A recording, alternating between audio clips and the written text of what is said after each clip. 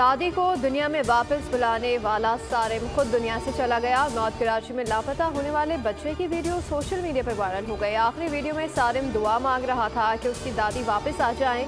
सारिम चंद दिन पहले लापता हुआ था, बाद में लाश पानी के टैंक से मिली।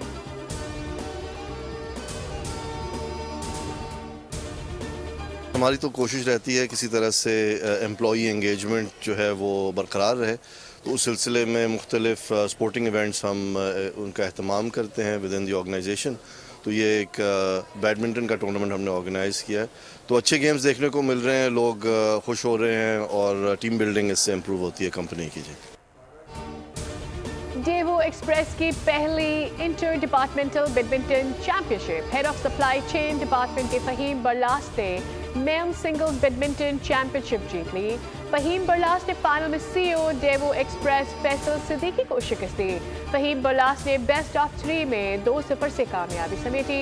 ऑपरेशन डिपार्टमेंट के वक्कास और इमरान नकवी ने डबल्स मेन बैडमिंटन चैंपियनशिप अपने नाम की। बैडमिंटन विमेन सिंगल्स चैंपियनशिप में मार्केटिंग डिपार्टमेंट के माबैन एजाज ने कस्टमर सर्विसेज की नाम उन्नसा को 2-0 से हराया।